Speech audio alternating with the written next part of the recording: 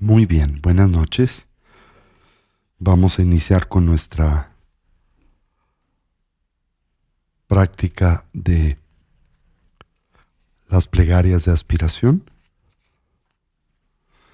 recordando el objetivo de las mismas, que es asentar nuestra intención y nuestra motivación para el cultivo de las tres sabidurías.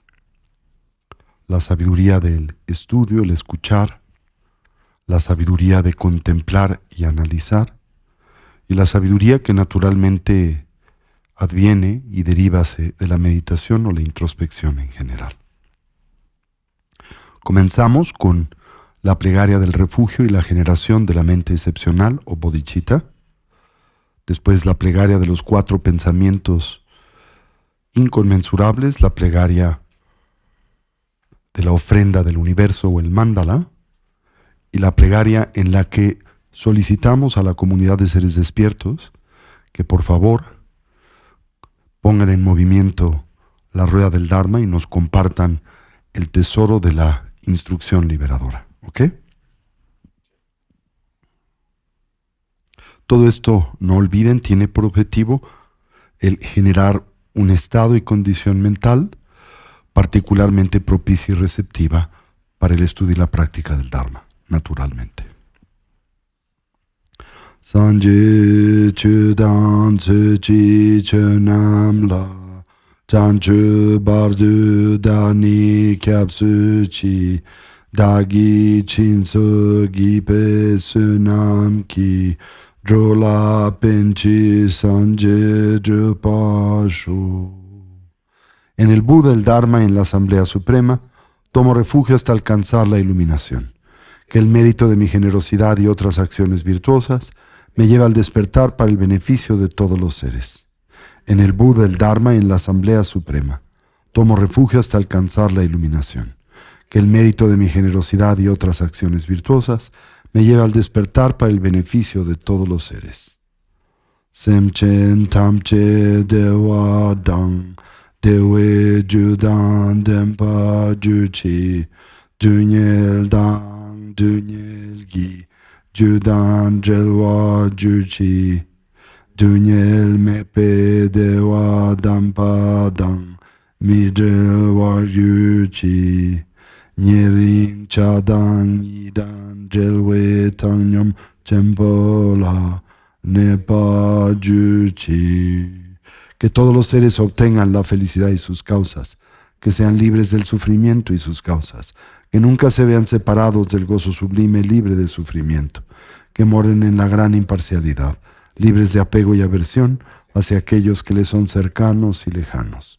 Que todos los seres obtengan la felicidad y sus causas, que sean libres del sufrimiento y sus causas, que nunca se vean separados del gozo sublime libre de sufrimiento, que moren en la gran imparcialidad, libres de apego y aversión hacia aquellos que les son cercanos y lejanos. Y recuerden, en la ofrenda del universo, imaginamos frente a nosotros, en su cuerpo beatífico, a la comunidad de seres despiertos. Entre nuestras manos, concebimos la presencia del universo entero como comúnmente se le concibe o codifica dentro del contexto de la cosmología clásica india. En el medio del mismo el Axis Mundi, el Monte Meru, a su alrededor los 4 continentes, entre ellos el que nosotros habitamos, el Sol y la Luna. Simultáneamente, imaginamos la presencia de aquello que contemplamos, concebimos, mayormente valioso, significativo, transformamos todo en luz y lo ofrendamos a esa comunidad, quienes lo aceptan y aprecian profundamente.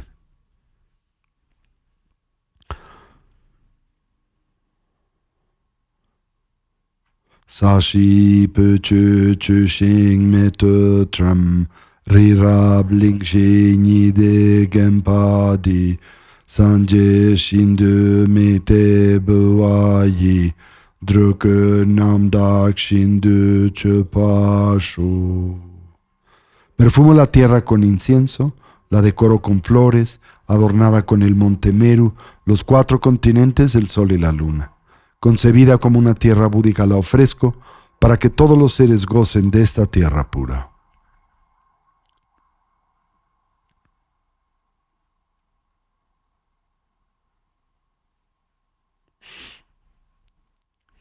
Y ahora la petición para que se ponga en movimiento la rueda del Dharma. Semche namki sampadang lo yi che rak yi tarwar che chun tumong te payi chuki korlo kordu sol. De acuerdo con la intención de los seres y según sus distintas capacidades, por favor gira la rueda del Dharma de los vehículos mayor, menor y común.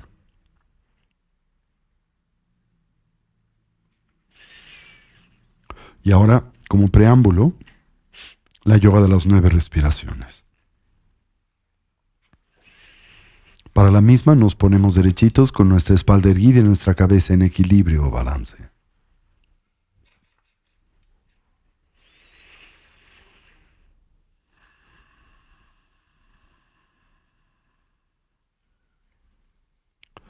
Comencemos por evocar una imagen mental de nuestra forma física. Y para ello introspectivamente recorramos a la misma desde la coronilla de la cabeza hasta las plantas de los pies.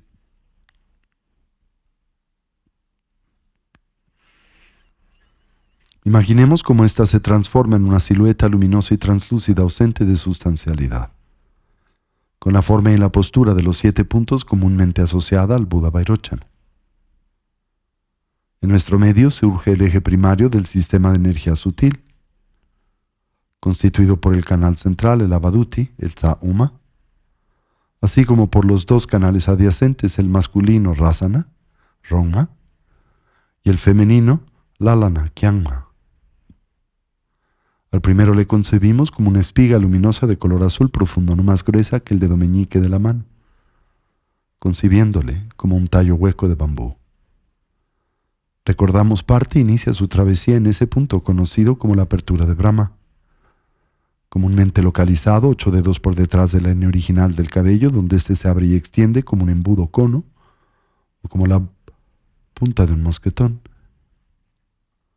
Baja ligeramente por enfrente y paralelamente a la columna vertebral, culminando en ese punto 4 dedos por debajo del ombligo, donde el mismo se cierra y redondea como la punta de un bastón. Los 2 canales adyacentes parten de las fosas nasales. Se extienden y suben hasta la coronilla de la cabeza, donde se encorvan como el cuello de un bastón, bajando paralelamente al canal central con el que se conectan en ese punto 4 dedos por debajo del ombligo. El canal masculino de color blanco y el femenino de color rojo. El primero a la derecha del canal central para los hombres y en la posición inversa correspondiente a la fisiología sutil de las mujeres. Y con ello en mente nos involucramos con la yoga de las 9 respiraciones, acompañándole de esa forma especial de respirar, la del jarrón, ánfora o vasija. Procedemos con la aplicación de la yoga de la retención de la respiración, volteando la atención sobre de sí misma, intentando reconocer y descansar en el estado y condición mental emergente más profundo, atento y concentrado. Subsecuentemente exhalamos con fuerza como si liberásemos una flecha a través de un arco, un dardo a través de una cerbatana. Decantamos así 30% del prana presente en la parte superior del cono pulmonar, comúnmente correspondiente a los vientos kármicos, los condicionados, de los que dependen las funciones conceptuales tanto ásperas como suaves de la mente o conciencia. Fortalecemos simultáneamente al viento de sabiduría, el Yelung, que recordamos desde el momento de la concepción hasta la transición del morir, reside en el medio del canal central y del cual dependen las altas funciones de la cognición. Hacemos esto 3 veces para el canal masculino, trabajando con su energía, la blanca. 3 para el femenino, la roja. Y culminamos con la yoga de la gran vasija, el Pompachen, En la misma inhalamos simultáneamente por ambas fosas nasales. Retenemos la respiración girando el estómago 7 veces en el sentido de las manecillas del reloj y 7 veces en el sentido contrario. Imaginamos inyectar así los vientos kármicos en el canal central, acentuando y activando al viento de sabiduría, el natural correlato fisiológico, el furor interno o el calor interior. Exhalamos con fuerza y repetimos el proceso 3 veces. Recordamos presionar con la yema del pulgar la primera falange del dedo anular. Le abrazamos en el gesto conocido como el puño adamantino, con los dedos índices ligeramente extendidos con los que bloquearemos las nadinas de las fosas nasales en el orden propio de la práctica. Y con esta instrucción llevemos a cabo la yoga de las 9 respiraciones.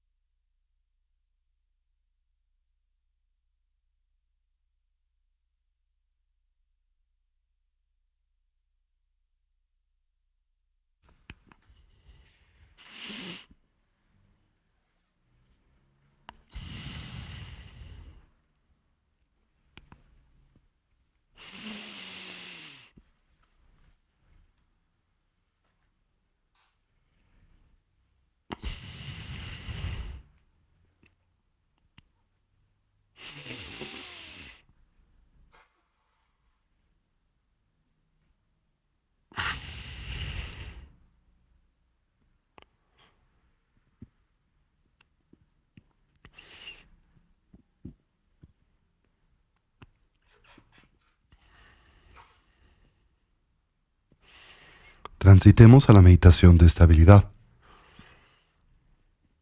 la práctica de la recolección del respirar. Cualquier idea, sensación o estímulo que en nosotros surja la observamos y liberamos. Consciente y lúcidamente intentamos dejarla pasar sin elaborar sobre de la misma. Con suavidad, con naturalidad, volvamos la atención o recolección sobre el flujo natural de la respiración. Simultáneamente atendamos a la esfera de las sensaciones táctiles, en especial aquellas naturalmente asociadas a la respiración, comenzando por la relajación. Y para ello introspectivamente recorramos a nuestro cuerpo desde la coronilla de la cabeza hasta las plantas de los pies.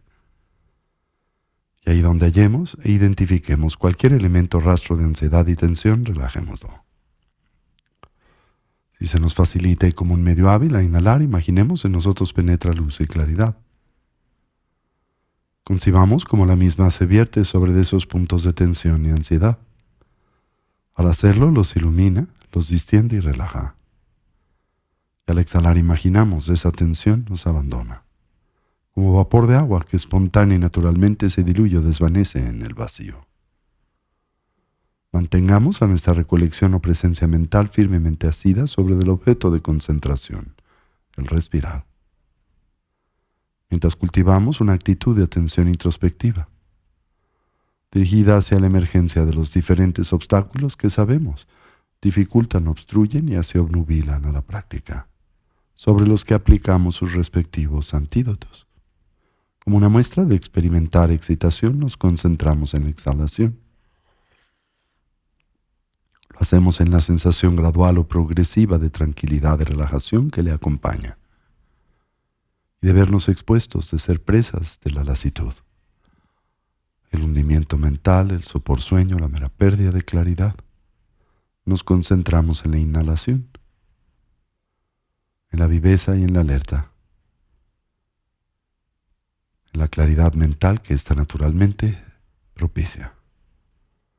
Así orientemos a nuestra mente y cuerpo hacia su estado natural, del todo relajado, libre de tensión, estable y quieto, dotado de claridad y de alerta, de una actitud de vigilancia, mientras atendemos a la respiración sin aferramiento o constricción, y simultáneamente sin distracción.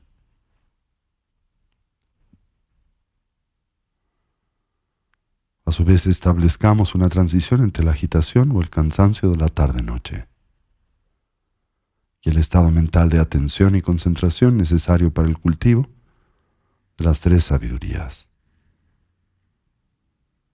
estudiar, escuchar, reflexionar, contemplar, analizar, introyectar o meditar. Con esta instrucción presente en silencio y por unos minutos, fortalezcamos esta primera dimensión y este primer aspecto de la práctica. Así, toda la atención sobre el respirar.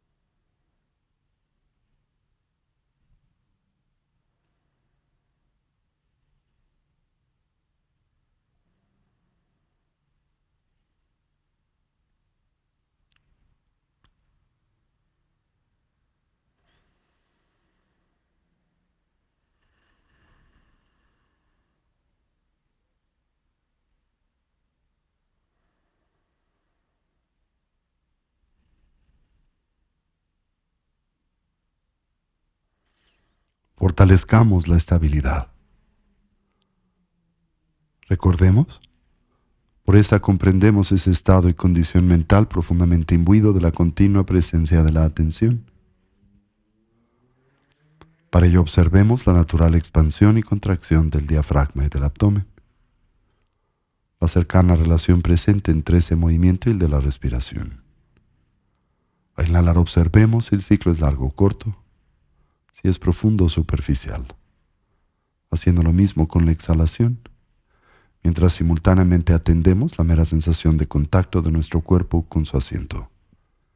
Y así, una vez más de experimentar excitación, nos concentramos en la exhalación. y de transitar por el estado y condición de la lasitud, la inhalación.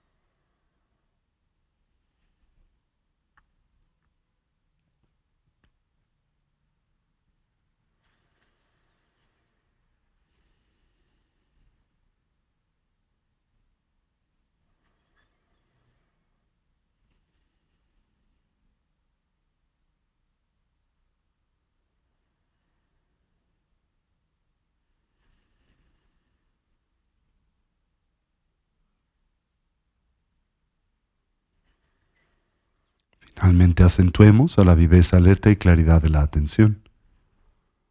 Para ello observemos el ingreso y salida del aliento por la punta de las narices o el labio superior. La natural sensación de contraste en la temperatura del aliento al entrar y escapar por las fosas nasales. Y si se nos facilita como un medio hábil, la presencia de una pequeña esfera luminosa, un ticle en el medio del entrecejo, en la que suavemente focalizamos la atención. Y hace una vez más, de experimentar excitación nos concentramos en exhalación.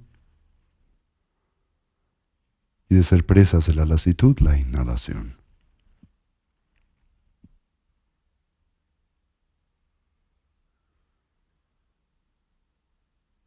Recordemos asentar a nuestro cuerpo en su estado y condición natural, del todo relajado, quieto, pero al mismo tiempo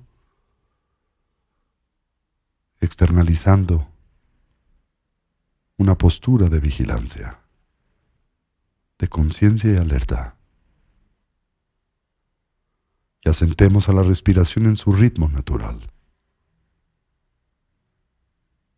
Permitamos que nuestra conciencia se asiente en la esfera de las sensaciones corporales. Seguramente presente por la solidez del elemento tierra.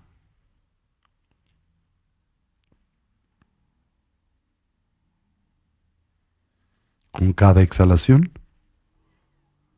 liberemos la tensión excesiva de nuestro cuerpo, que a través de este medio comúnmente se suaviza y empieza a derretirse. Y con cada exhalación, liberemos todos los pensamientos del pasado, del presente y del futuro. No hay necesidad para la cogitación.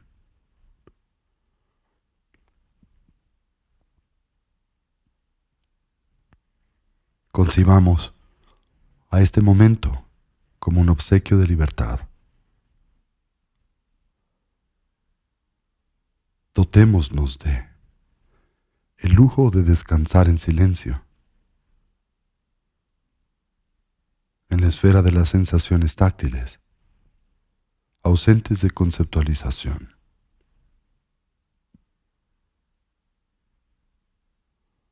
Saboreemos la libertad del flujo obsesivo de pensamientos, del aferramiento, de la identificación con la cognición. Y mantengámonos alertas de cualquier sensación que pueda surgir dentro de la esfera de las sensaciones táctiles.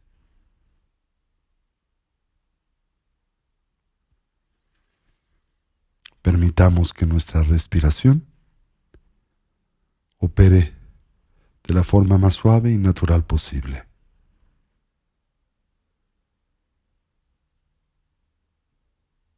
Estimulemos nuestra atención con cada inhalación y relajemos a la totalidad de nuestro cuerpo y mente durante la continuidad de la exhalación. Continuando relajándonos hasta que se invierta la exhalación en la inhalación. Simultáneamente monitoremos el proceso a través de la introspección, abrazando los medios de remedio, de recaer en la lasitud o la extrema ideación.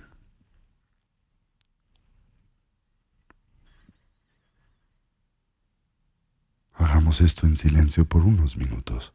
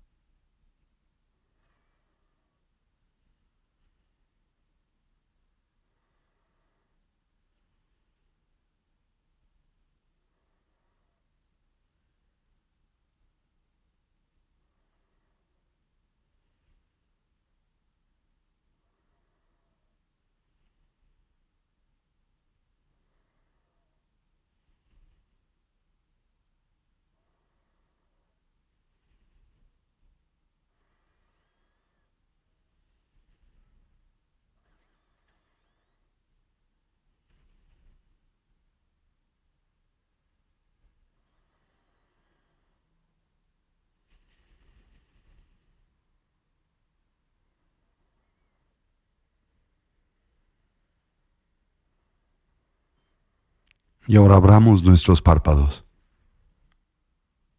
Dirijamos nuestra mirada hacia el espacio vacuo frente a nosotros. Y tratemos de atender ese espacio en oposición a cualquier tipo de objeto visual, cualquier tipo de color o forma. Simultáneamente investiguemos si este espacio intermedio es algo o nada. Si es algo, ¿cuáles son sus características?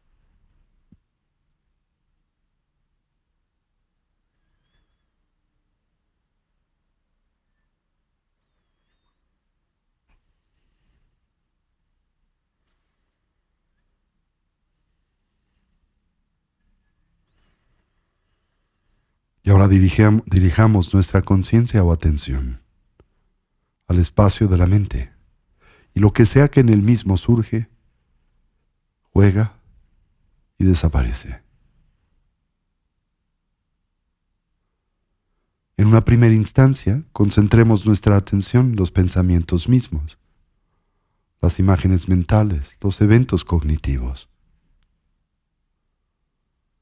Atendámoslos tan cercanamente como nos sea viable o posible,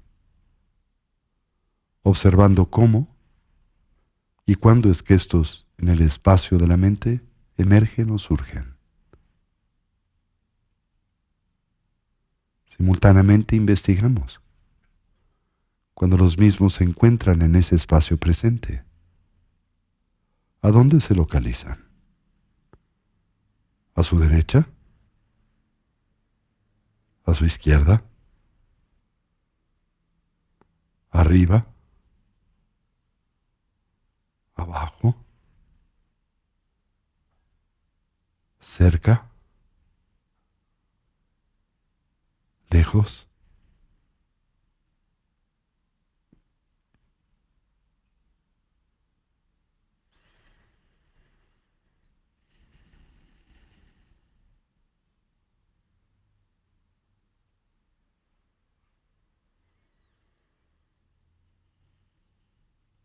¿Cómo persisten?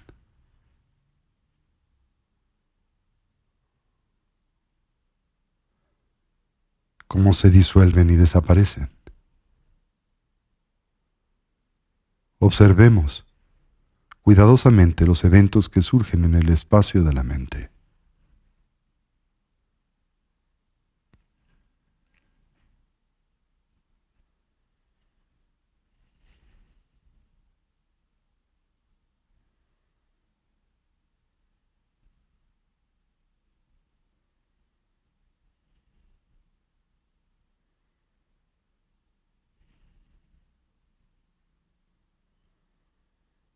Atendamos a los pensamientos, las imágenes mentales, todos los eventos cognitivos, memorias o sentimientos. Observémoslos cercanamente. ¿Cómo y de dónde es que surgen?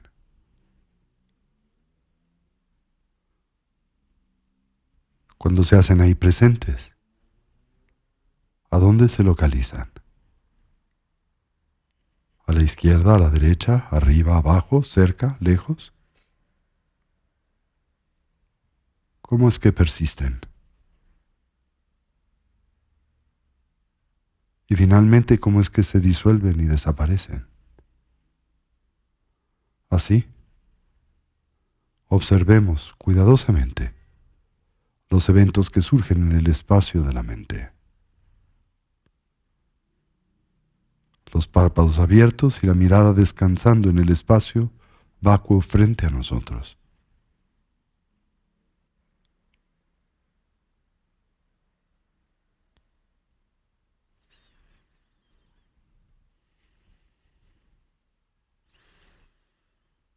Este es nuestro laboratorio de investigación contemplativa,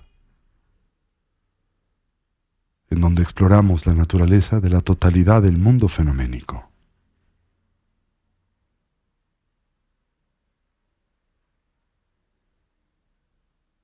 Y ahora enfoquemos nuestra atención en el espacio de la mente,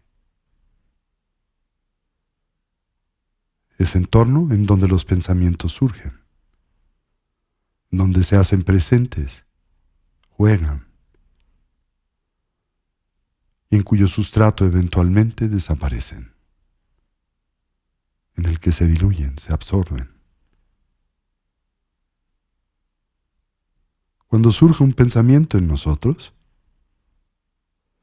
tratemos de atender el espacio del que se manifiesta. Cuando un pensamiento se haga presente en nosotros, en oposición a enfocar nuestra atención en el pensamiento en sí mismo,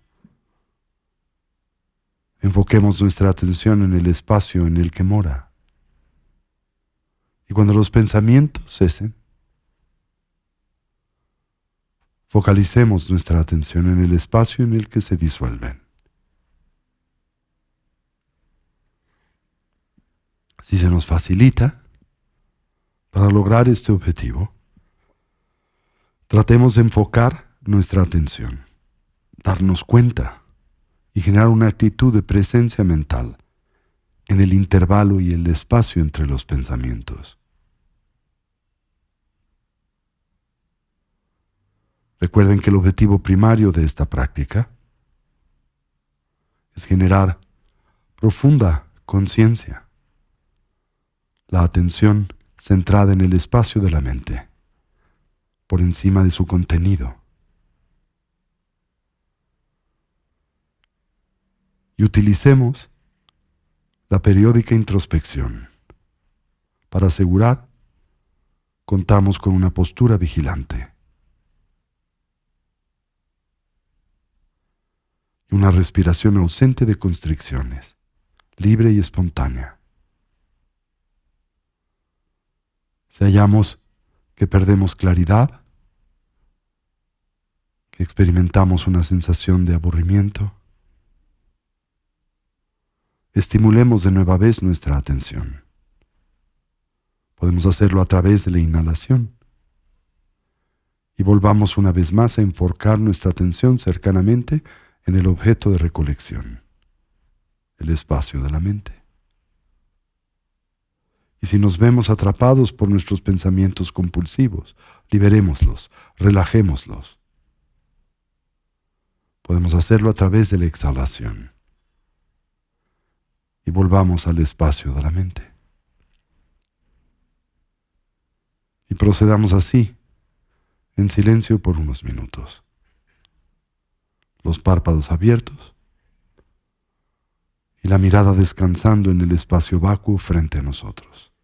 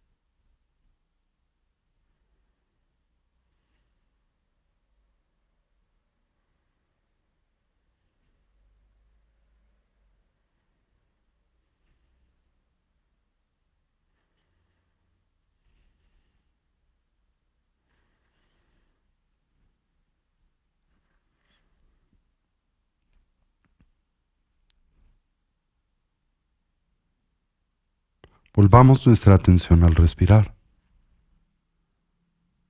Una vez más, sincronicemos la atención con el flujo natural de la respiración. Cualquier idea, sensación o estímulo la observamos y liberamos. Y así volvemos la atención a recolección sobre el flujo natural de la respiración. Transitamos así entre la práctica del shamatha y el vipassana, y una vez más a la del shamatha.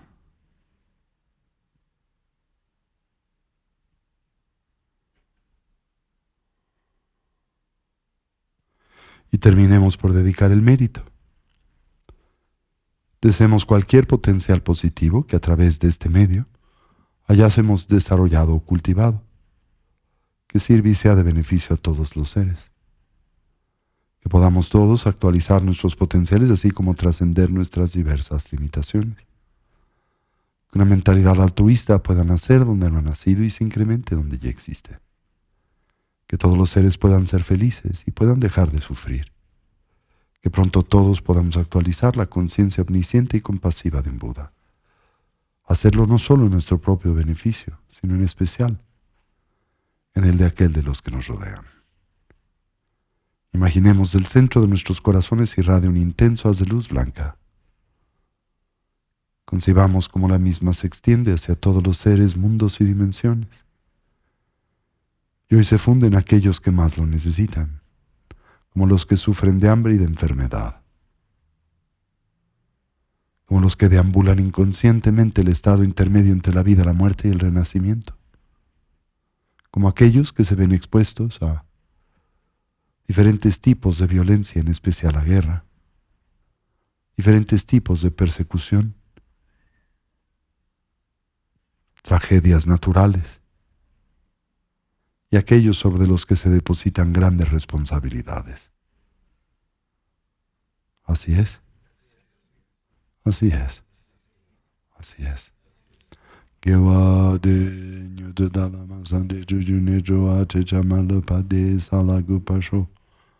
Chanchop sencho rinpoche ma ke pana chechuche ke panyam pame payang kung ne kung du pewasho.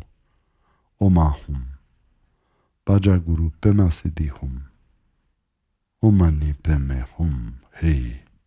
Y así incorporamos y traemos este espacio nuestra atención.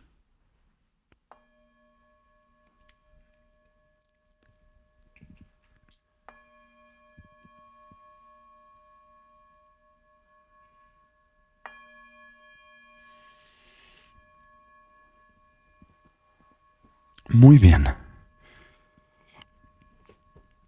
No sé si les haya costado trabajo esta práctica. Este es el tipo de práctica que se preferencia para la cercana aplicación de la atención, tanto de los fenómenos mentales como de los fenómenos en términos generales.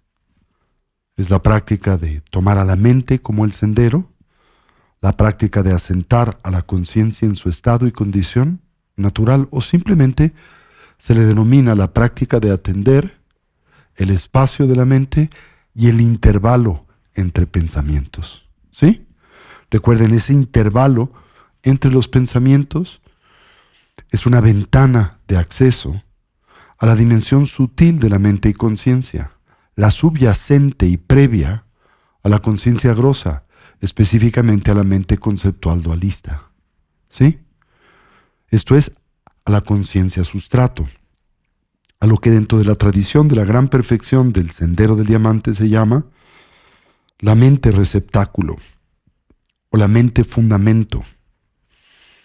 Esto es el alaya, que quiere decir fundamento, vijñana, que quiere decir mente o conciencia. Si bien esa mente no es una que se señala con particular claridad dentro de la tradición temprana del budismo, la tradición Theravada, se exalta un concepto que contemplo paralelo, precisamente lo que llaman el bhavanga en la lengua pali, y que quiere decir algo muy similar a la alaya vijñana, el fundamento. ¿Sí? Bien. Recordarán que hemos estado explorando la estructura que es propia del primer ciclo de instrucción y enseñanza que el Buda nos compartió en torno a la práctica de la investigación contemplativa. Esto es, el samadhi del vipassana. ¿Se acuerdan? También es muy importante que tengan en cuenta que ese tipo de cercana aplicación de la atención, por naturaleza, no debe de separar y distanciarse de su complemento, que es el samadhi del shamatha, la cercana aplicación de la atención centrada en la pacificación. En realidad, en el contexto de las ciencias contemplativas del Buddha-dharma, a estas dos dimensiones de la cercana aplicación de la atención y por tanto y simultáneamente del adiestramiento mental, se les concibe y considera como las dos caras de una misma moneda. ¿Sí? Sin embargo, es cierto que dicha aproximación contemplativa se diferencia de aquellas de las que nace particularmente la iniciativa introspectiva propia del brahmanismo, porque en ese contexto se enfatiza primariamente el cultivo de estadios muy refinados y exaltados de estabilidad en la atención. Estadios que se caracterizan por una temporal discontinuidad de la mente conceptual y que pueden equivocadamente interpretarse como el fin del sendero o literalmente como el objetivo que le caracteriza, que es moksha, la liberación estructural y definitiva de la ronda del renacimiento compulsivo y sus limitantes primariamente la aflictividad. ¿Sí? Sin embargo, recordarán que el Buda descubre en la primera fase de la experiencia del despertar, la que le conduce a la plenitud, al reclamo de la budeidad, que esa particular aproximación, por sofisticada, profunda y poderosa que en efecto es, y lo que a la misma le caracteriza, no es genuinamente liberadora. Y primariamente lo que Siddhartha descubre y sobre lo que edifica el edificio en buena medida de su instrucción liberadora, es que por más refinado que sea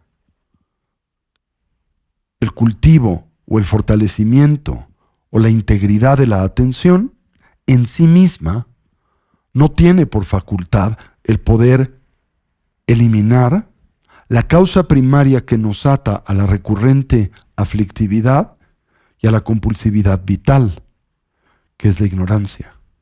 ¿Sí?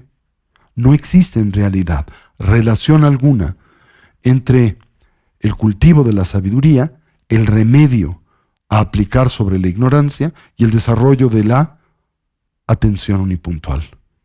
Es cierto que el cultivo de la sabiduría demanda, para poder ahondar y transformarnos, de la aplicación de este tipo de concentración focalizada.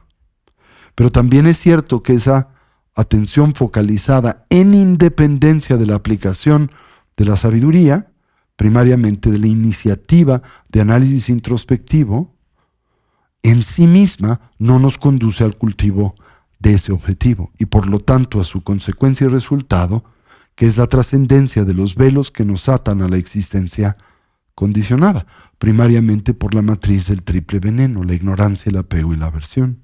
¿Sí? Temprano entonces en esa iniciativa liberadora, Siddhartha se da cuenta inclusive que la persecución de los estadios más profundos del samadhi, entendiendo en este contexto por samadhi el del shamatha, estadios tales como las 4 absorciones propias del reino de la forma y las 4 mucho más sutiles absorciones del reino sin forma, la del espacio absoluto, la de la conciencia absoluta, ni de la percepción ni de la no percepción, ¿verdad? De la nada en absoluto, que esas absorciones meditativas inclusive no son necesarias en el sendero que conduce al despertar, e inclusive pueden convertirse con facilidad en un distractivo y por tanto en una traba en el mismo. Por un lado, porque fácilmente pueden convertirse en objeto de confusión, concibiendo a los estadios a los que conducen como unos que se caracterizan por su distanciamiento y liberación del samsara, cuando todavía se hacen presentes y operan dentro del contexto del mismo. Esto es muy importante tener presente. Como también simple y sencillamente verse aferrado a esa dimensión de libre conceptualización, de ausencia de conceptualización, y el gozo que emerge de la coherencia unipuntual del samadhi en general. Entonces, el Buda más bien descubrió que se requiere desarrollar una dimensión mucho más modesta de fortaleza mental. a la que describió como la concentración de acceso, ¿sí? Que en realidad representa tan solo la fase del samadhi del shamatha, que nos da acceso al reino de la forma, y cuya cualidad o característica es la posibilidad de morar en esa condición de atención unipuntual, plenamente engarzados al objeto de atención o interés, en ausencia de los 5 venenos por 4 horas consecutivas. Decía, esto es suficiente, no se requiere el desarrollo mucho más profundo, complejo y ambicioso de las 4 absorciones del reino de la forma y todavía las más abstractas absorciones del reino sin forma. ¿Se entendió esa idea? Claro, ustedes pensarán que de todas maneras trátase de una meta inconcebiblemente compleja, especialmente si la contrastamos con nuestra capacidad actual de atención, o más bien con nuestra disfuncional atención actual, ¿verdad? Pero aquí lo que es muy importante tener en cuenta es que, como decía mi maestro Trungpa Rinpoche, el camino es la meta. Y en lugar de obsesionarse por un objetivo determinado y dejarnos esclavizar por esa expectativa que puede con mucha facilidad obnubilar la calidad de nuestra vida y práctica, lo esencial es simplemente hacer nuestro mejor esfuerzo y poco a poco desarrollar estas habilidades y cualidades. Especialmente teniendo en cuenta, si son lúcidos, que este es un sendero de vida, ¿verdad? Y que no se pretende que ustedes reclamen el fin del mismo en cuestión de unos días o una semana, ¿sí? En realidad debemos de abordar el vínculo que establecemos con el cultivo de las 3 sabidurías precisamente como un compromiso, podría decir vital, pero tendría que quizá exaltar que debe de hacerse más allá de esta vida. Porque la mayoría de nosotros lo más probable es que no logremos el reclamo de la Anuttara Samyak Sambodhi, la plenitud del despertar en esta particular existencia. Pero lo mínimo que podemos hacer es generar un desarrollo lo suficientemente robusto para que el mismo no se pierda en el tránsito entre una vida y otra.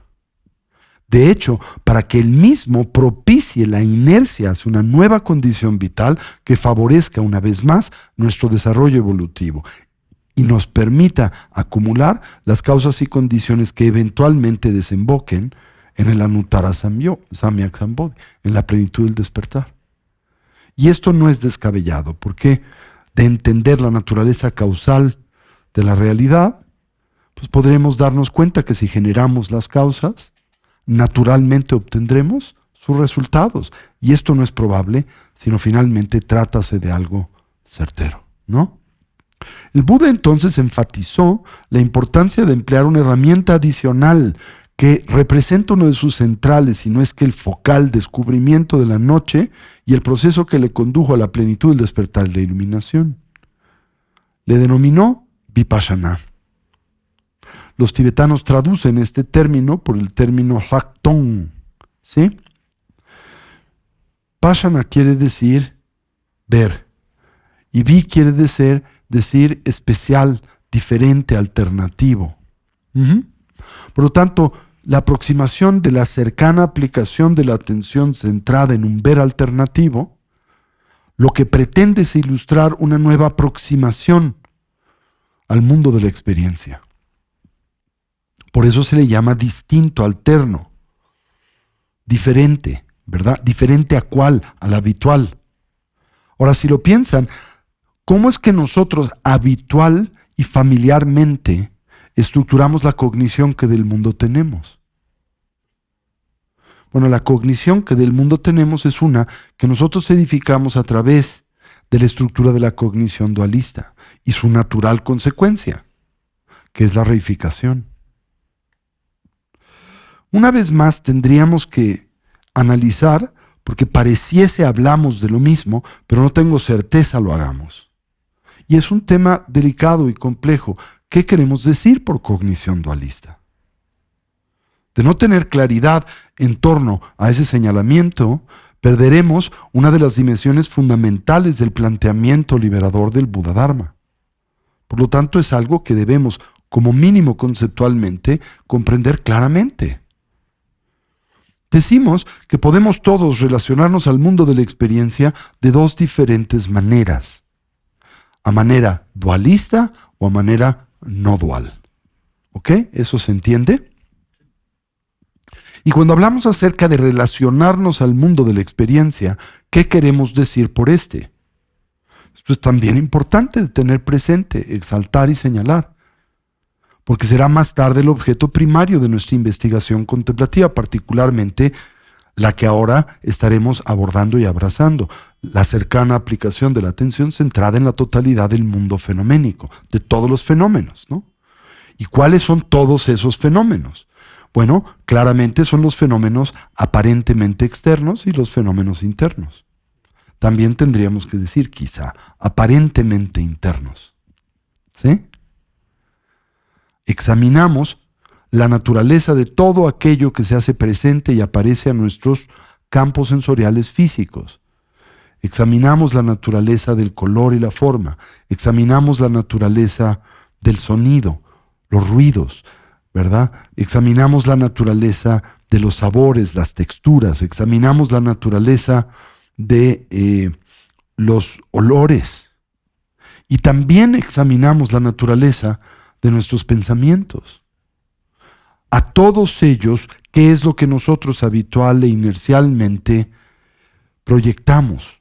Todos estos son unos que nosotros de algo dotamos, y les dotamos de permanencia.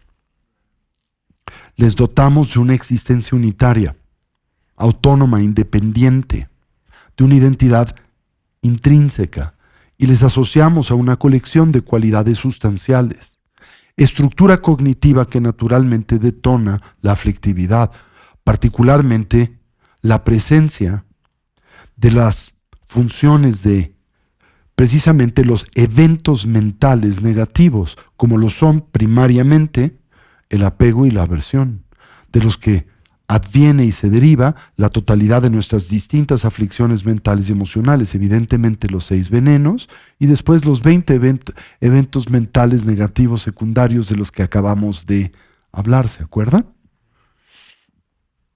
Entonces intentamos examinar metódicamente la experiencia que tenemos de los fenómenos que a nosotros sensorialmente aparecen. Y lo hacemos precisamente para tratar de dilucidar si estos existen como a nosotros aparecen. Y recordarán que la hipótesis primaria de trabajo que el Buda nos comparte y que exalta es que tengamos presente una posibilidad. Y esa posibilidad es que esos fenómenos en efecto no existan como a nosotros aparecen. En este punto el Buda no pretende convencernos de nada. Finalmente su aproximación, si bien posee autoridad, no es dogmática, no es revelada.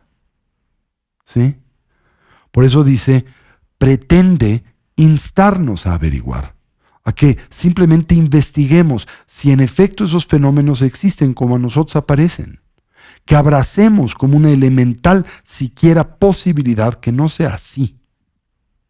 Eso es muy importante porque en la condición por la que hoy cognitivamente transitamos, esa posibilidad y espacio no está presente. La realidad es que a todos los fenómenos les atribuimos esa existencia acrítica y certeramente. Así como nos cuesta enorme trabajo poder despertar dentro de un sueño porque ni siquiera somos capaces de vencer la amnesia que inhibe la capacidad de cuestionar la naturaleza de esa experiencia, y por lo tanto automática e inercialmente en el instante en que entramos al universo de los sueños, les atribuimos realidad objetiva y nos vemos atrapados por esa ilusión. Así lo hacemos en el reino de los sueños de vigilia. Porque la realidad es que no existe una distancia y diferencia estructural entre la experiencia de los sueños de la noche y la experiencia de los sueños del día.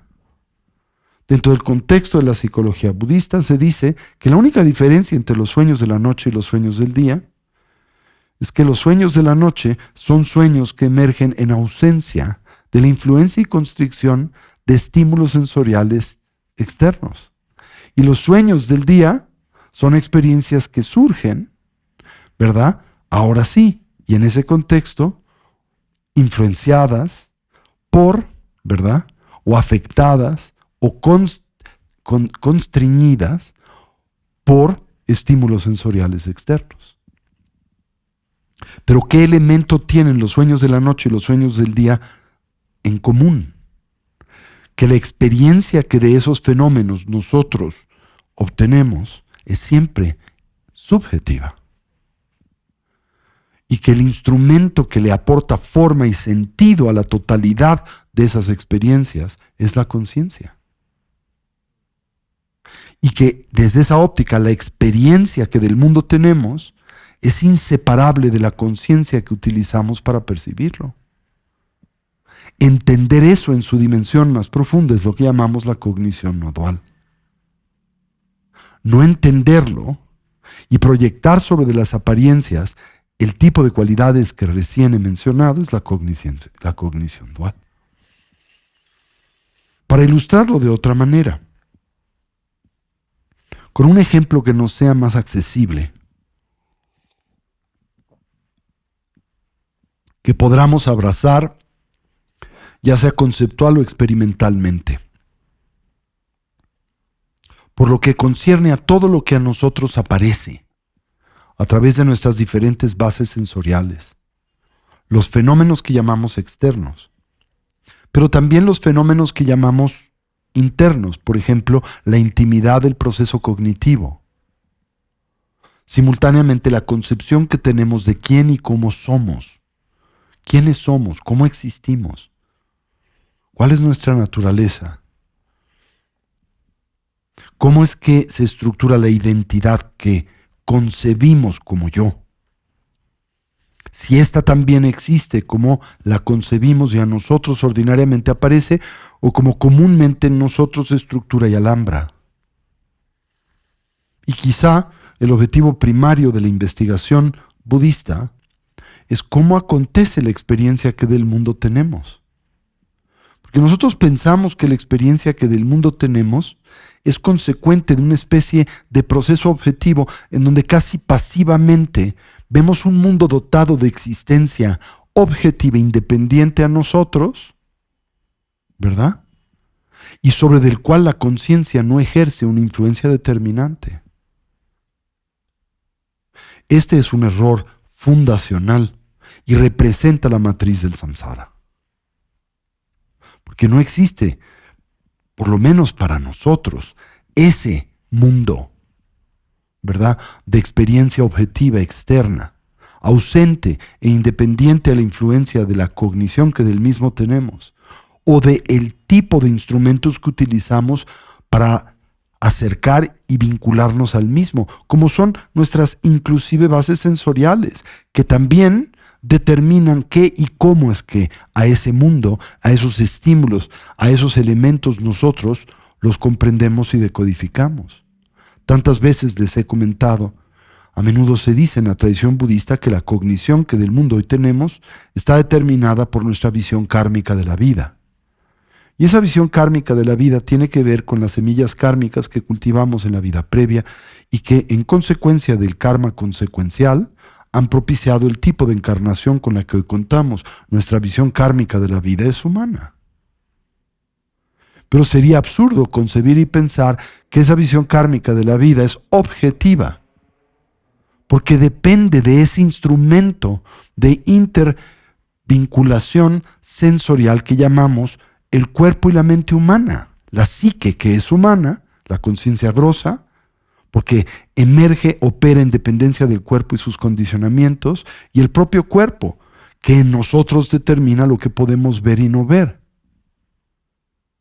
Claramente, la percepción física que del mundo tenemos nosotros se distancia y aleja significativamente de la visión kármica de otras formas de vida, como por ejemplo la de un insecto, la de un pez, la de una ballena. No podemos siquiera concebir cómo es que un delfín percibe el mundo, cuando por ejemplo en nosotros La base sensorial predominante es en buena medida la visual, mientras que en un delfín es la auditiva. Los cetáceos estructuran la cognición que de su mundo tienen a través de la ecolocalización, que es una facultad sonora.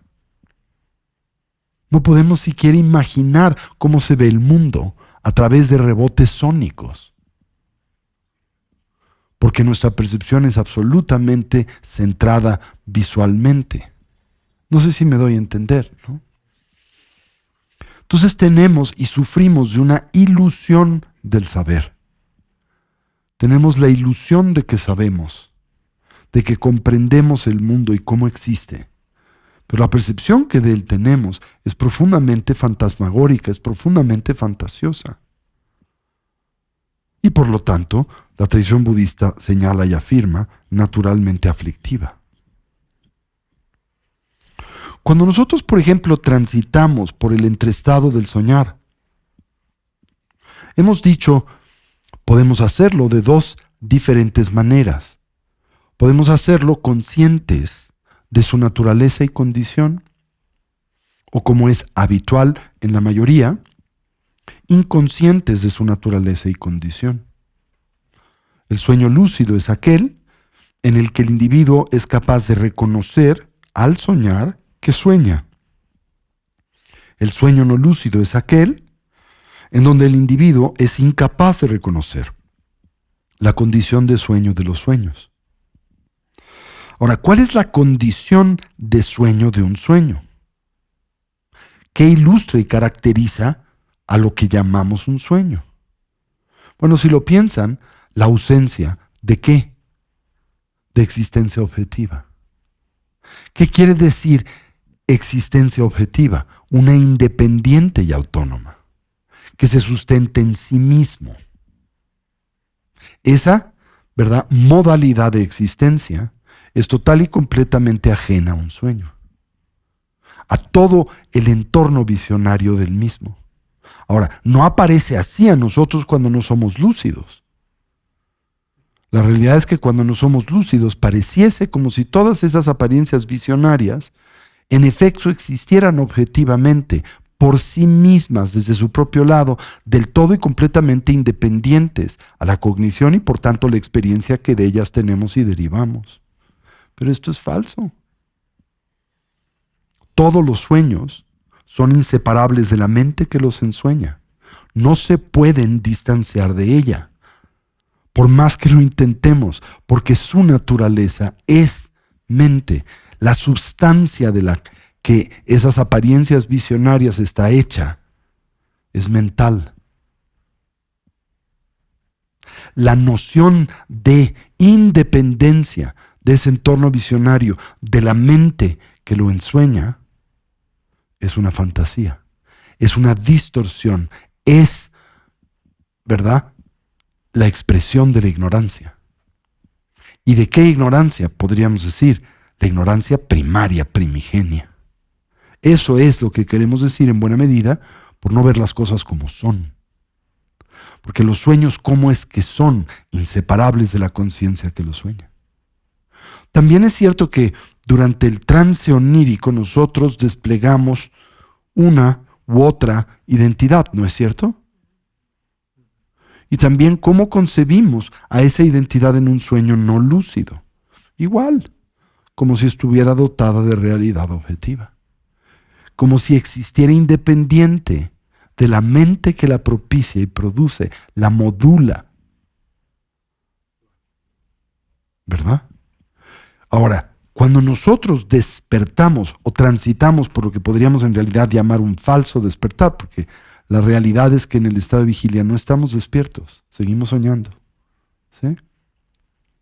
Pero cuando transitamos ese estado y volteamos la atención introspectiva a la memoria del tránsito del soñar y los sueños de la noche, y por ejemplo, en ese contexto señalamos la identidad que ahí desplegábamos, se torna en extremo autoevidente, fácil de entender, la naturaleza ilusoria de esa identidad, su ausencia de existencia objetiva, primariamente autónoma e independiente de la conciencia de la que adviene, emana, en la que juega y eventualmente en la que se diluye y desaparece. Lo que hemos ensayado en la práctica de asentar a la mente en su estado natural, aprendido a observar ese juego interior. Al mismo tiempo, en los sueños desplegamos actividades, ¿no es cierto?, de todo tipo. Desplegamos actividades aparentemente visuales, auditivas, gustativas, táctiles, olfativas, mentales y emocionales, ¿no es cierto? Pero como punto de partida, todas las actividades que en los sueños desplegamos, aparentemente físicas, son fantasiosas. ¿Por qué son fantasiosas? Porque durante el tránsito onírico, ¿qué sucede con nuestros sentidos materiales? El propio cuerpo, al dormir, se encuentra ¿qué? En un estado de atonía, de hecho paralizado. Esa es una adaptación evolutiva asociada al soñar y emanante de el resguardo de nuestra integridad corporal durante el tránsito del dormir y el soñar. ¿Verdad? Porque si los sentidos respondieran a las imágenes mentales de los sueños y no pudieran distinguir, como en el caso de un sonámbulo, entre la realidad onírica y la realidad de vigilia, correríamos profundo riesgo, ¿no?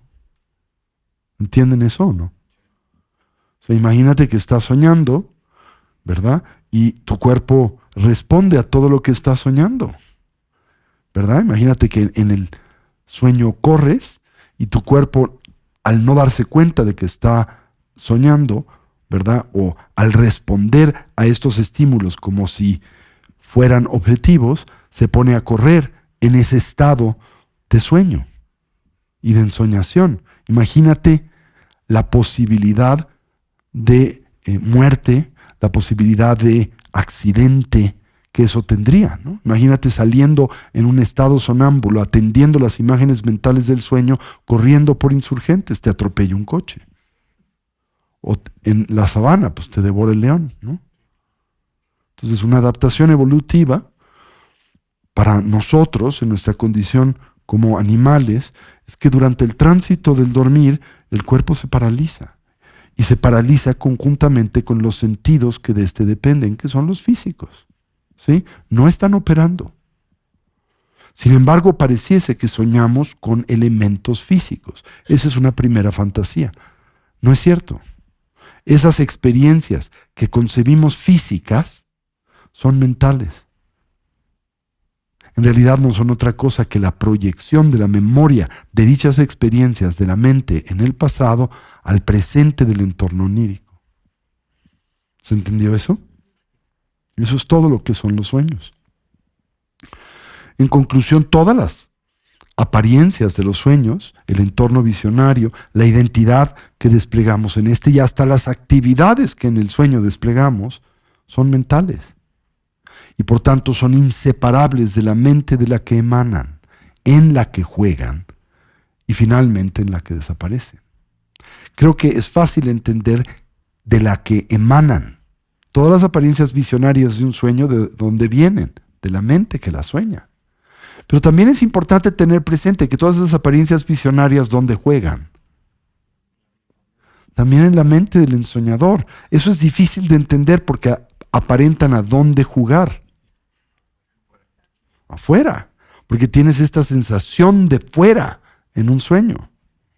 O sea, si sueñas con la sabana en África y ves a los leones, cebras y jirafas en la sabana, realmente crees que hay tal sabana, hay tales leones y todo es ajeno a ti, independiente a ti y a la cognición que de ello tienes. Eso es falso, estás soñando. Todo está operando en la esfera de la mente, que es el alaya.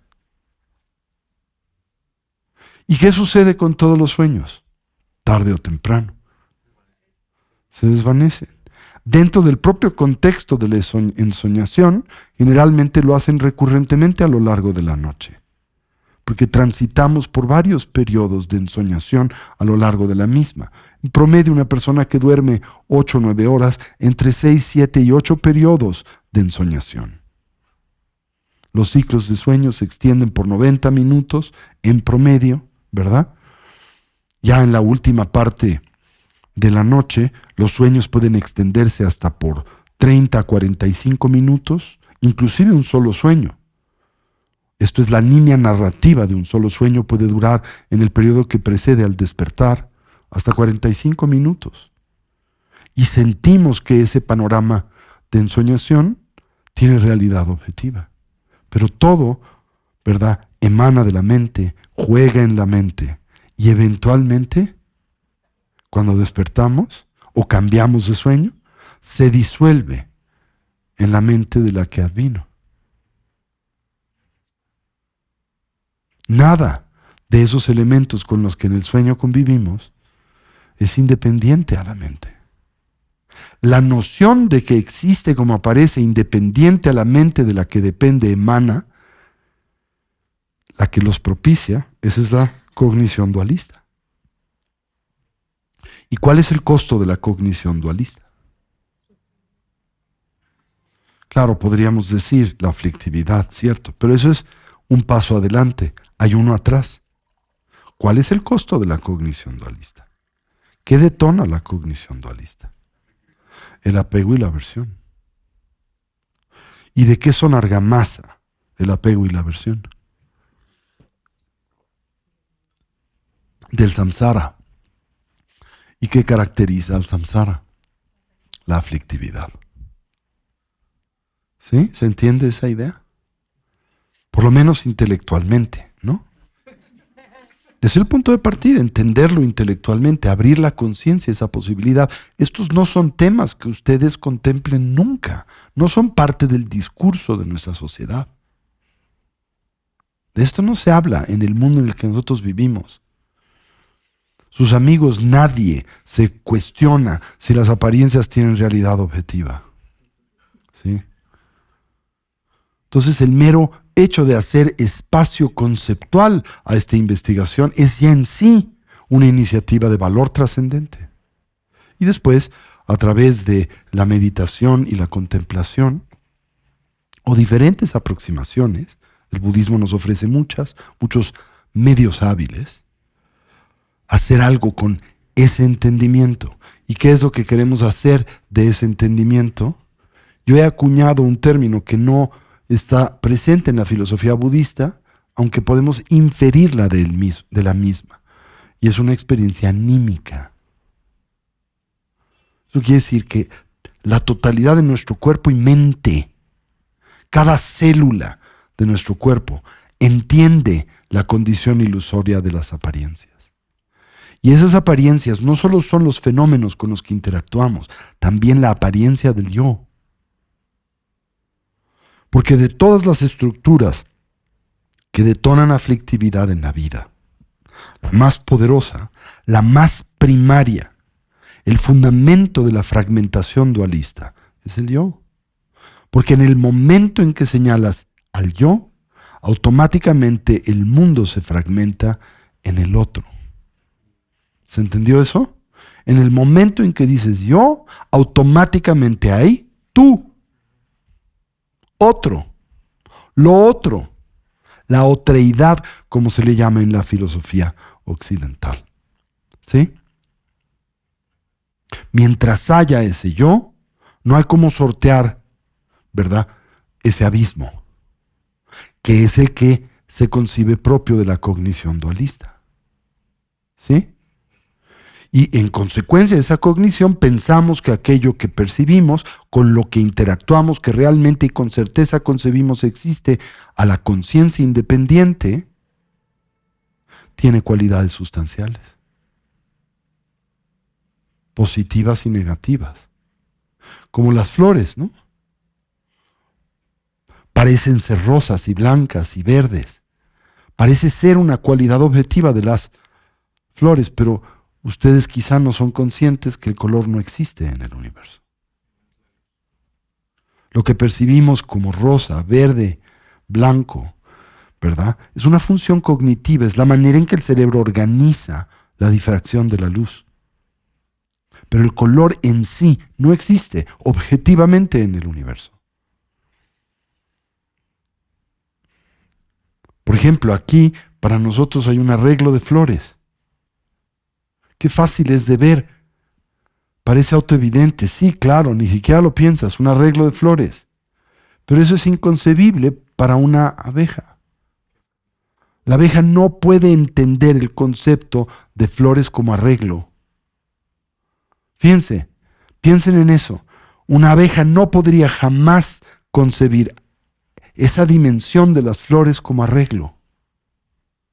Para una abeja las flores son solo alimento y subsistencia. ¿Sí? Lo que tampoco nosotros con facilidad podemos percibir, a menos que sea pues algún tipo de flor comestible, quizá flor de calabaza, jamaica, que también se cocina en México, ¿no? ¿Quién decía? Ulises, tu abuela, ¿no? Es la que hacía un guiso de flor de Jamaica. Me habías platicado, creo. No recuerdo, ¿sí? Bueno, pero la flor de calabaza, qué delicia, ¿no? Con cebolla, con chile, con queso en una tortilla hecha a mano, ¿sí? Pero qué inconcebible es ese plato para nosotros, autoevidente para la abeja.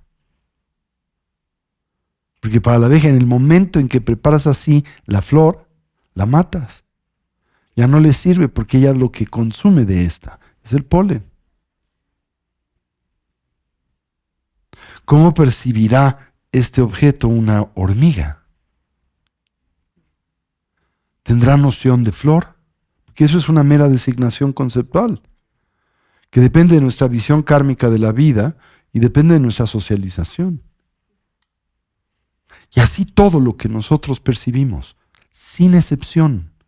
Por eso se dice comúnmente algo muy difícil para nosotros de entender y abrazar.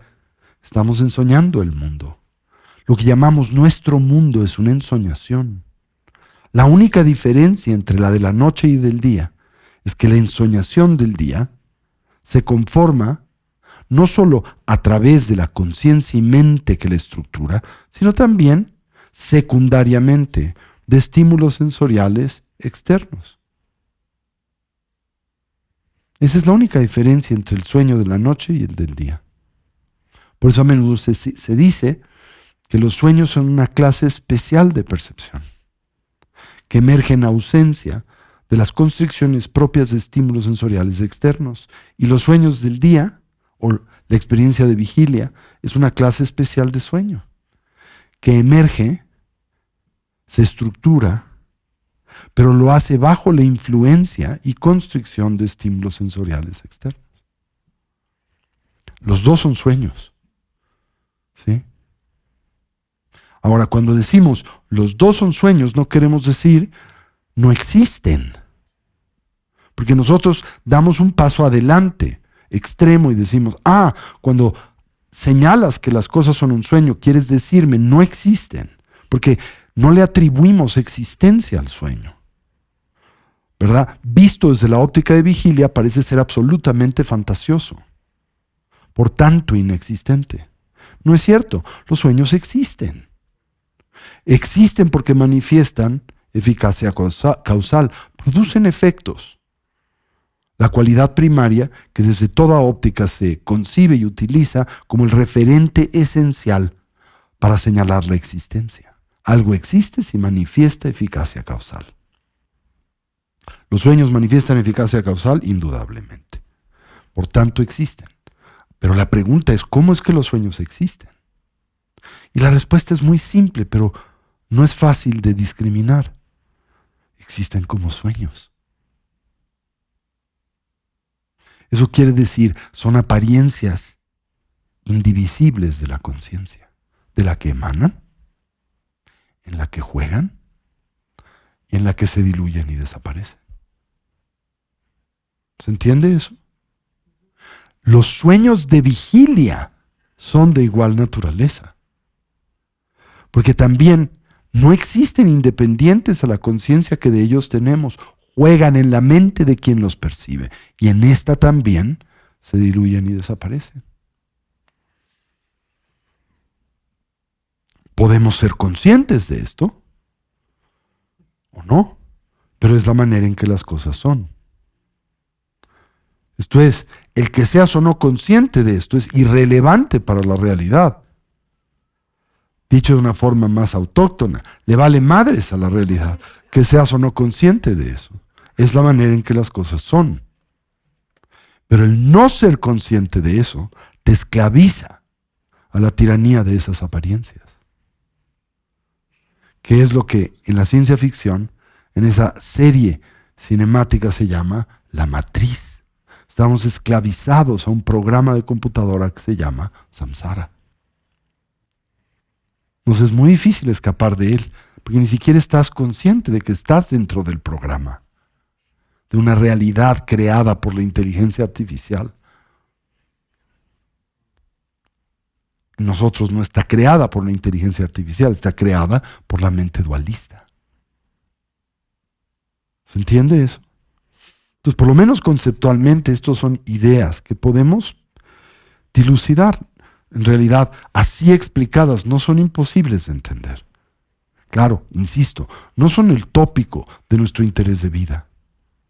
Estos no son los temas del mundo en el que vivimos. Fíjense cuán distante es esto de los temas del mundo en el que vivimos, en nuestro mundo, en nuestra sociedad, la casa de los famosos. Ese es el tema.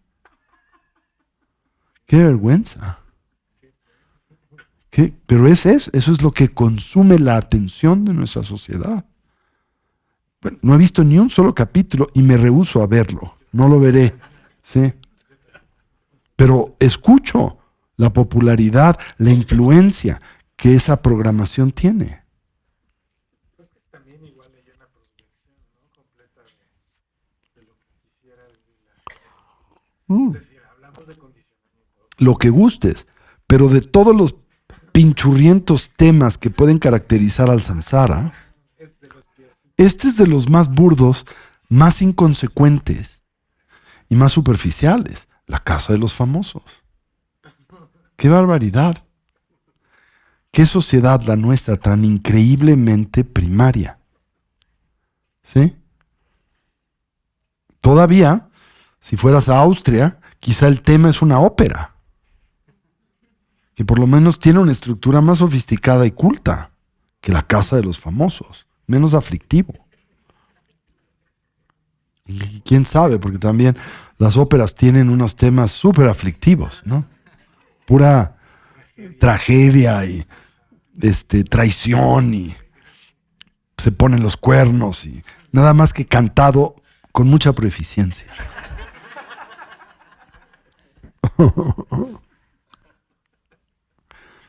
Entonces, la cognición no dual es entender, pero anímicamente, no solo conceptualmente. Ese es un primer paso y es valioso, pero no es el fin. Tiene que ser anímico. Entonces, todo nuestro ser tiene que entender que esa apariencia de autonomía del mundo fenoménico es falsa.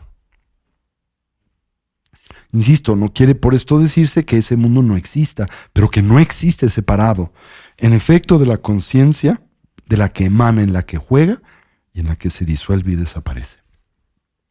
Precisamente es lo que aprendemos a observar con el ejercicio que hicimos al inicio de nuestra sesión. Y deben de intentar implementar en esta dimensión del Vipassana la cercana aplicación de la atención sobre los fenómenos. Entonces la última aplicación de la atención es aquella que se centra precisamente en el mundo fenoménico. ¿Sí? Lo que llamamos en la lengua sánscrita los dharmas. La palabra dharma tiene muchos significados. Tradicionalmente se habla de 18 distintos significados de este término en el sánscrito híbrido budista. Uno de ellos es, claro, la instrucción y enseñanza del Buda. Pero otro quiere decir fenómenos. Los dharmas son los fenómenos. ¿Sí? Significa eso, la totalidad de los fenómenos. Por lo tanto, un tema profundamente abierto, ¿no? Podemos escuchar un diálogo interno, podemos ver, atender una imagen mental, quizá de dos personas hablando, transitando por la experiencia de emociones, dialogando acerca de sus relaciones. todo tipo de experiencias que manifiestan algún tipo de resonancia somática con nuestro mundo emotivo, con nuestro corazón. Pero todas estas experiencias surgen en vínculo, en interdependencia con la mente que las experimenta, de las que no son distanciables, separables. Ese es el sentido budista de lo que se llama pratitya samutpada. Que recuerden, es uno de los señalamientos primarios de las cosas como son. Si queremos entender cómo es que las cosas son, por ejemplo, si te preguntas en un sueño lúcido, ¿cómo es que los sueños son? Bueno, es muy simple. Los sueños son inseparables de la mente que los sueña. Que es lo mismo que decir, son uno con la mente que los sueña. Bueno, si el estado y condición de vigilia es un tipo de sueño, no podemos extender esa misma observación si se preguntan cómo es que las cosas son, ¿verdad? Pues también son inseparables de la mente de la que emanan, la mente en la que juegan y la mente en la que eventualmente se diluyen y desaparecen. Y en la tradición budista establecemos una exploración y análisis ascendente de la totalidad de las apariencias externas e internas. Las materiales, las mentales, aquellas asociadas a nuestra identidad, la experiencia que de ellas tenemos, los tópicos que comprenden el ver las cosas como son. En otras palabras, la exploración de qué? Del mundo fenoménico, de todos los fenómenos, ¿sí? Y se progresa del examen de lo que es más grosso, porque es naturalmente más accesible, hasta aquello que es más sutil, porque naturalmente es más difícil de observar, ¿no? Y por lo tanto progresamos primero de la cercana aplicación de la atención sobre el cuerpo, porque es muy grosso, es muy fácil de observar. Bueno, más fácil de observar que los fenómenos mentales, ¿no? Después, las sensaciones y sentimientos. ¿Saben? No olviden qué queremos decir por sensaciones y sentimientos en el contexto de la segunda de las 4 aplicaciones de la atención. Es atender cómo construimos el sentido de agrado y desagrado. Ahora, ¿cómo pensamos surge el agrado y desagrado? ¿Qué pensamos es el agrado y desagrado? Una respuesta objetiva de la interacción con estímulos dotados de realidad autónoma, independiente, unitaria, ¿verdad? Pero ¿qué se descubre con la cercana aplicación de la atención sobre las sensaciones y sentimientos? ¿Qué se descubre acerca del agrado y el desagrado? Que no tienen relación alguna o en buena medida no dependen del objeto al que percibimos. Porque el agrado y desagrado es lo que sobre de ese objeto nosotros imputamos. Y lo imputamos en dependencia de condiciones y circunstancias. Por lo que la condición agradable y desagradable de esos estímulos emerge en dependencia de todas esas variables. Y sin embargo le percibimos así independiente de las mismas. Por ejemplo, pensamos que el pastel es sabroso independiente de tener hambre al percibirlo, de concebirle como algo comestible, de tener un cuerpo humano, de estar socializados al gusto por el pastel, al punto en donde te permite reconocer esa colección de ingredientes como pastel. Porque también lo que llamamos pastel es una imputación, es una designación conceptual, una etiqueta que proyectamos sobre esa colección de componentes transitorios y temporales. No solo eso, no percibimos la condición transitoria y temporal de esos elementos, sino más bien les proyectamos permanencia y autonomía, independencia. Casi tendríamos que decir, desde la óptica de la conciencia despierta de un Buda, así o más pendejos, ¿no? De verdad, el mundo que percibimos es esquizoide.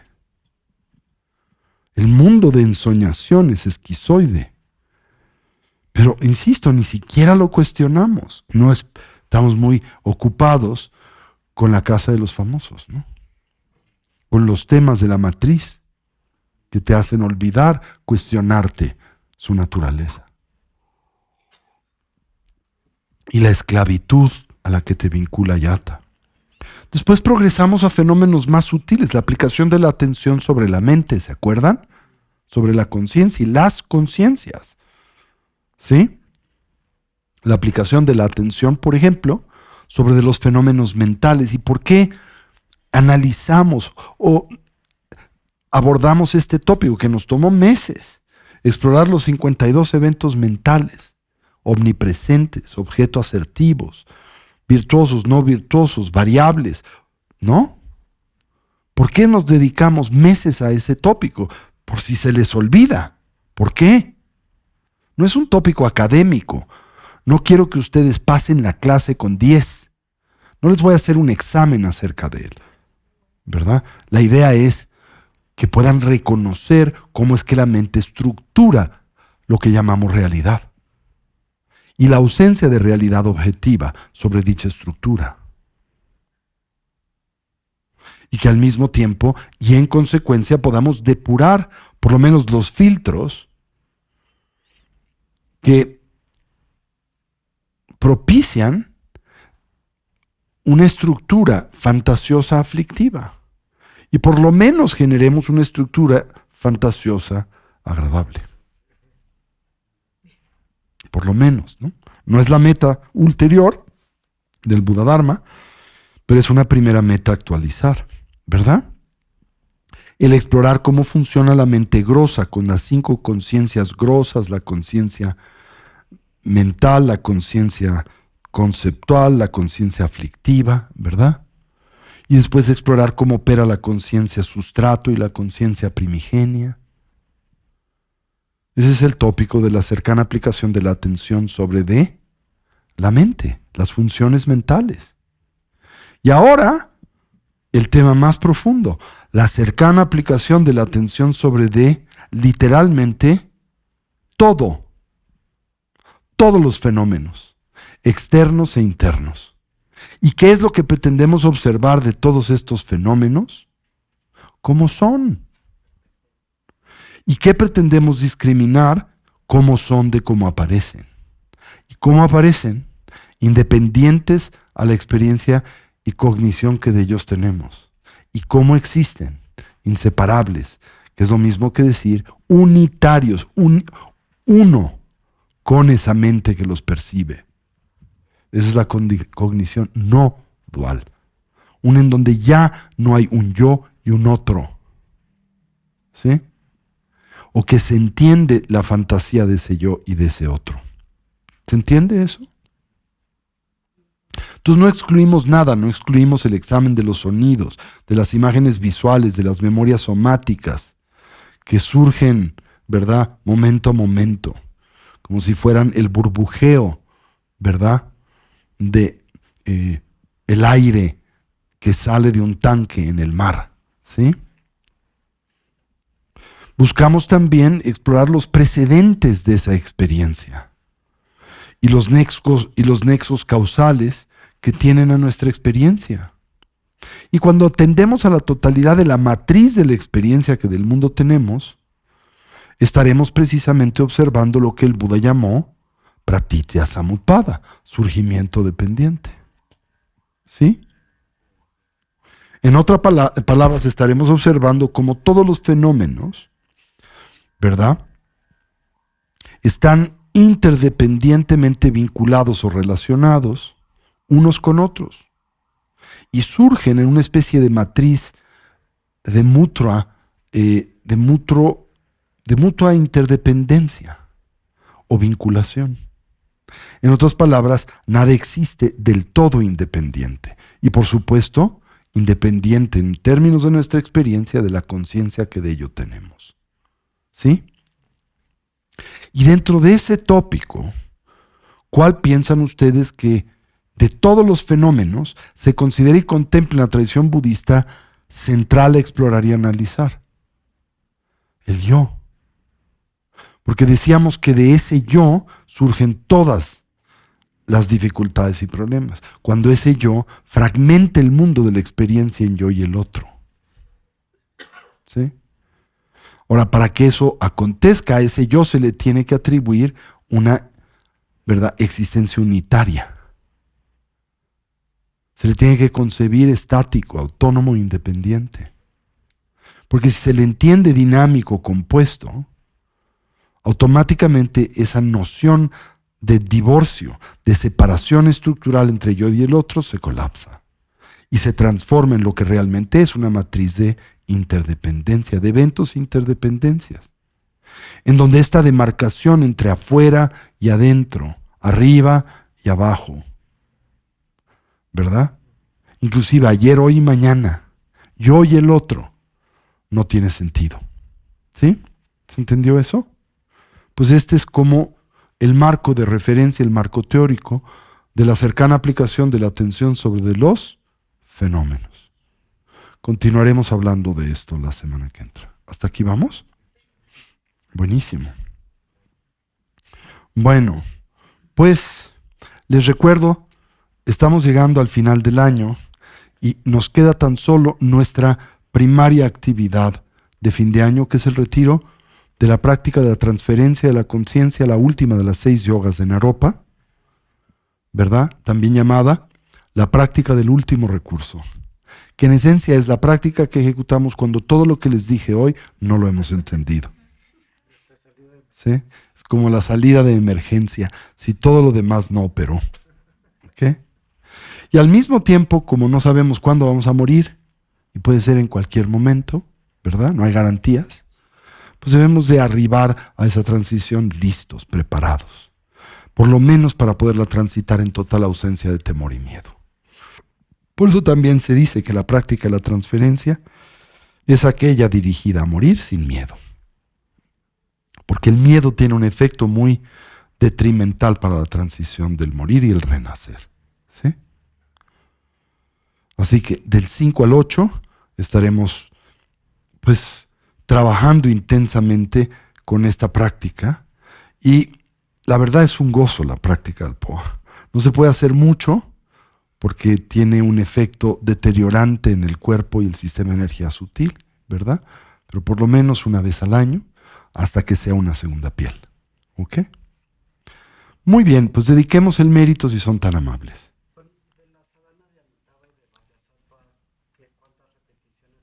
Óptimamente 10,000. Sí.